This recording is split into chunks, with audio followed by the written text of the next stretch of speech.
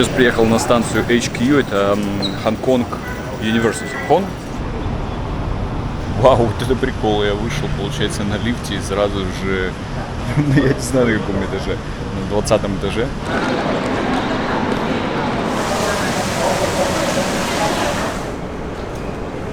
Это о чем говорит? Наверное, не маленький там главный кампус. Очень интересная структура у здания. Вообще, вот смотрите, вот это главное здание. Перед ним я стою на крыше. 1,5 миллиона в год стоит обучение здесь. Мы смотрим на факультеты, которые здесь есть. Иду здесь лабиринтами. Очень, кстати, прикольно. Ощущение, не похоже на другие кампусы, где я был. Друзья, сегодня я отправляюсь в Гонконгский университет, University of Hong Kong, HKU, одно из старейших и наиболее престижных высших учебных заведений в Азии. Да, он значительно моложе Гарварда и тем более Оксфорда, но поверьте мне, с момента своего основания в 1911 году он многого достиг в науке и исследованиях. О чем я вам сегодня расскажу? Во-первых, покажу вуз, расскажу, как он устроен, расскажу немного о Гонконге, каков он, что тут делать. В общем, давайте разбираться, можно ли назвать Гонконг лучшим студенческим городом в Азии.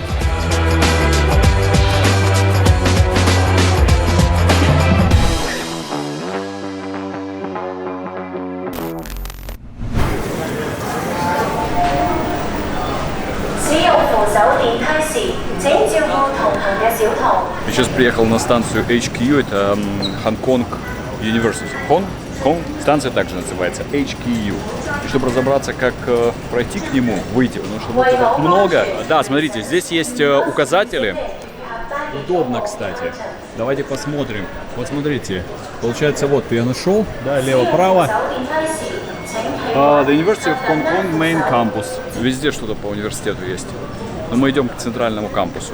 Вот еще фишка прикольная с туалетами. То есть, во-первых, здесь есть туалеты на станциях метро, что удобно. Во-вторых, на туалетах показывается на электронном таком телевизорике, экранчике показывает типа сколько мест свободных, показывает погоду, показывает чистоту воздуха. Очень прикольно сделано. Я не помню, чтобы я где-то подобное видел. Уединился в метро. С уровня, где ходят поезда, здесь теперь поднимаются лифты. Написано прям только в университет Гонконга. HKU only на лифте написано.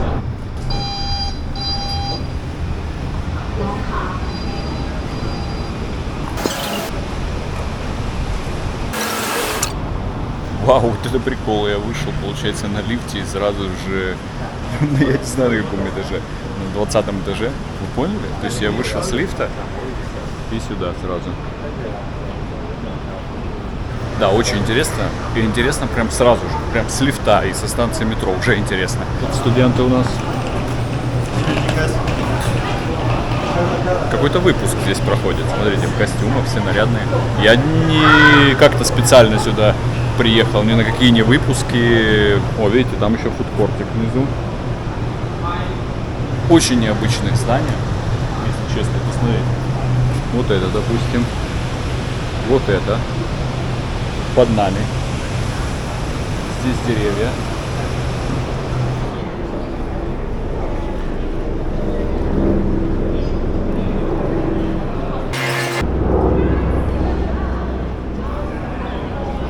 Нашел, кстати, карту. Давайте посмотрим. University of Hong Kong Campus Directory. Да? Вот это все кампус. Видите, сколько здесь зданий? You're here. Вот я где. Вот я где. Ну, в общем, видим, да?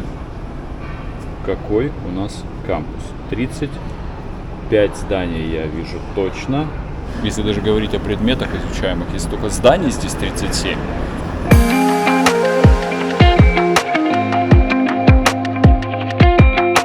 Мы с вами в старейшем университете Гонконга. Первоначально он был создан для обучения медицинских работников, но вскоре его расширили и увеличилось количество учебных программ. Сейчас в HKU 10 факультетов, включая медицину, право, инженерное дело, науки, искусство, бизнес и социальные науки. Его программы регулярно входят в топ Азии, а сам университет регулярно попадает в топ-50 мировых вузов во всевозможных рейтингах. Среди выпускников и преподавателей HKU HKU есть лауреаты Нобелевской премии. Профессор Чарльз Кау, например, получил Нобелевскую премию по физике в 2009 году за достижения в области оптоволоконной связи. Кто еще закончил этот вуз? Политические деятели, бизнес-лидеры, ученый Лю Чун Ин, бывший глава исполнительной власти Гонконга, Дональд Цанг, бывший главный секретарь администрации Гонконга.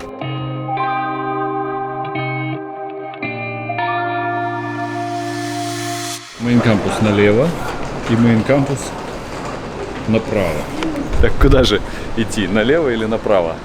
Это о чем говорит? Наверное, не маленький там главный кампус, что и налево, и направо можно попасть туда. Ну, как говорится, иди, плыви по течению. Вот мы не по течению поплывем, а пойдем туда, куда идут вот со шляпами.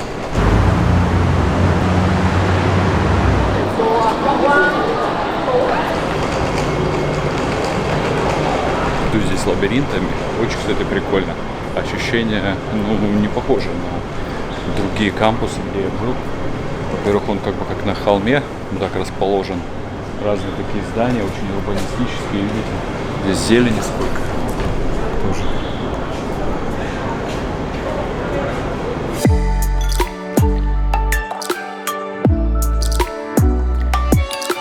А теперь мы подошли к главному зданию HKU. Оно построено в 1912 году. Является одним из самых узнаваемых символов университета и историческим памятником. Чем мне нравится кампус в HKU, но вы, собственно, увидите это на видео. Он сочетает в себе историческую архитектуру и современные постройки. Здесь находятся высокотехнологичные лаборатории, библиотека, спортивные комплексы, жилые здания для студентов и преподавателей. Да, преподаватели могут жить со студентами. Очень интересная архитектура у здания. Вообще, вот смотрите, это главное здание. Перед ним я стою на крыше. То есть перед ним такая как площадка получается, да? Удивительно, что нету «Я люблю HKU». Это здание, это крыша здания. То есть вот подо мной здание, видите, там ниже идет дорога. Тут церковь, Сан-Стефанс Чорч. А вот это, кстати, Сан-Пол колледж. Еще одно учебное заведение. Здесь, кстати, есть очень престижные учебные заведения, там школы для местных, которые, они супер престижные. Вот это вот Сан-Пол колледж, он в 1851 году был открыт. Они престижные, при этом они выглядят, знаете, как такие вот совковые старые здания, непримечательные. При этом супер престижно, там у них очередь из азиатов стоит наперед на много лет. Вот. Здесь ребята все фоткаются, тут праздник у них. Главное здание, тут сразу же сложены какие-то кровати или тумбы. Вот, нормально. Вот, но в целом чисто. Прикольно.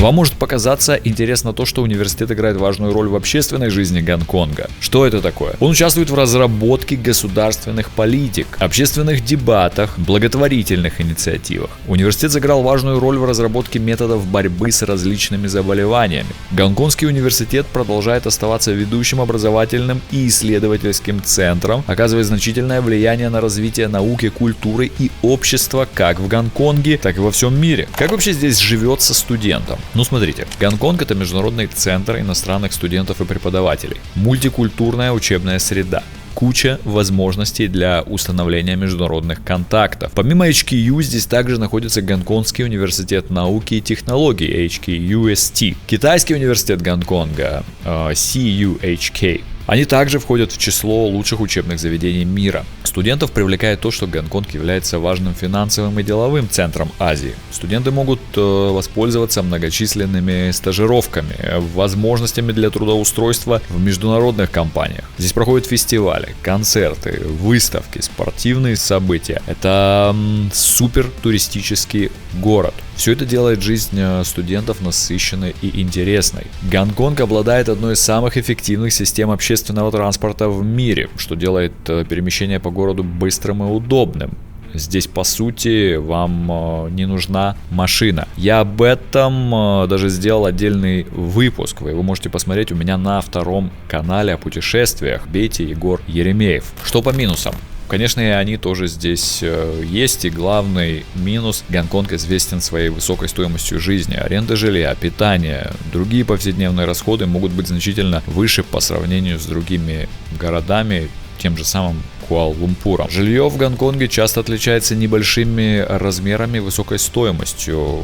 Это также может быть проблемой для некоторых студентов, особенно если они привыкли к более просторным условиям, а учеба в университете не дешевая. Цены, вас же, конечно, интересуют цены.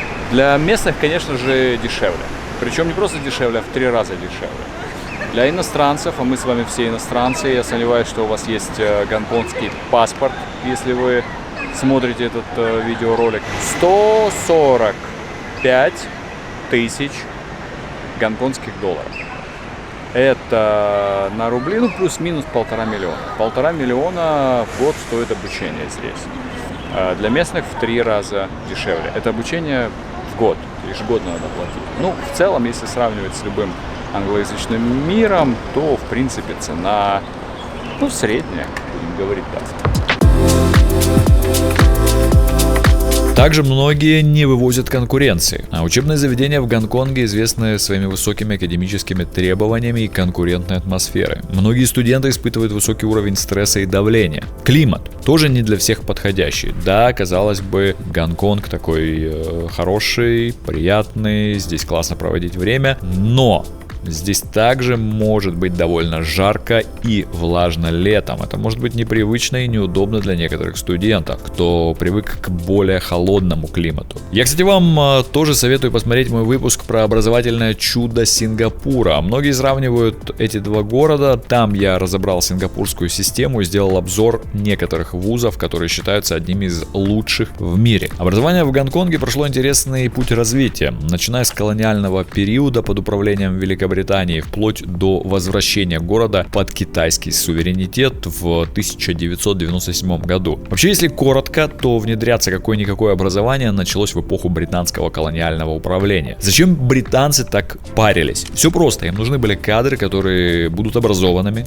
смогут как-то работать в администрации, коммерческих секторах, развивать промышленность, а не рыбалкой заниматься и сельским хозяйством. Хотя рыбалка и сельское хозяйство тоже важно. До прихода британцев в середине 19 века территория современного Гонконга была в основном рыбацкой и сельскохозяйственной зоной с небольшим населением. Экономика местных жителей базировалась на нескольких ключевых занятиях. Первое – рыболовство. Я прокатился по старым бухтам Гонконга, побывал на хаусботах. Это такие дома-лодки. Все это вы найдете в выпусках о Гонконге на Travel-канале. Благодаря богатым рыбным ресурсам Южно-Китайского моря и многочисленным рекам и каналам рыболовство представляло основной источник пищи и дохода для местных жителей. Рыбацкие поселения располагались вдоль побережья, и многие из этих сообществ продолжают существовать и по сей день. Сельское хозяйство. Что выращивали? Ну, конечно, рис, овощи и фрукты. Торговля и промыслы. Гонконг тогда не был крупным торговым центром. Поправка. Пока не пришли британцы. Сейчас себе это сложно представить, но 200 лет назад на территории современного Гонконга проживало меньше 10 тысяч человек. Сейчас здесь проживает 7,5 миллионов. 200 лет назад местные жители торговали рыбой, морепродуктами, толкали продукты и поделки пассажирам проплывающих судов, а также сельскохозяйственной продукцией с соседними регионами и пассажирами проходящих судов. Особо талантливые производили керамику и текстиль. Воды Гонконга в те времена кишили пиратами. Местность была удобным убежищем для пиратских судов, нападавших на торговые корабли в Южно-Китайском море. Однако к моменту прихода британцев в 1842 году активность пиратов уменьшилась благодаря усилиям китайского правительства по их подавлению. Я вам описал эту историческую картину, чтобы вы могли представить, какая здесь была атмосфера. Британцы начали внедрять учебные заведения, где преподавание велось преимущественно на английском языке, что заложило основу двуязычного образования. Ну а после передачи Гонконга Китаю в 1997 году произошли значительные изменения в образовательной политике, включая усиление роли китайского языка и культуры в учебных программах. При этом английский язык остается важным и отражает глобальный статус города. Гонконг, будучи мировым финансовым центром, адаптировал свою образовательную систему потребностям глобализированного мира, делая упор на международное сотрудничество и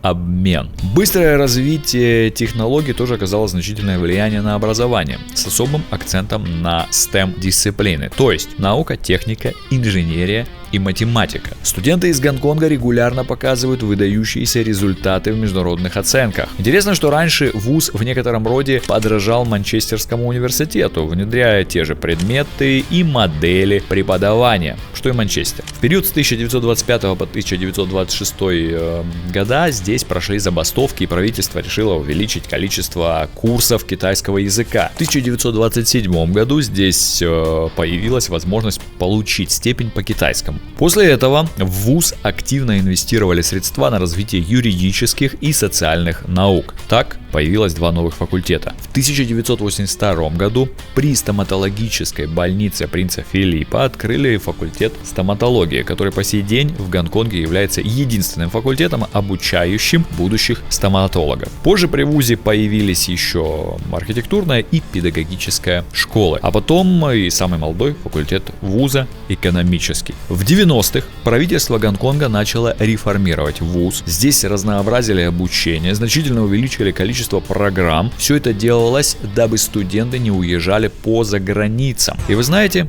у них получилось. Сейчас в ВУЗе более 140 программ, и количество студентов выросло с 14 тысяч в начале 2000-х до 30 тысяч. Если вы настаиваете на рейтингах, вот вам кое-какая инфа за 2024 год. HKU занял 26 место в мире в рейтинге QS, 35 место в мире в Times Higher Education, 88 место в мире согласно шанхайскому рейтингу и 55 место в мире в US News Report. Думаю, хватит. Предельно, по-моему, понятно.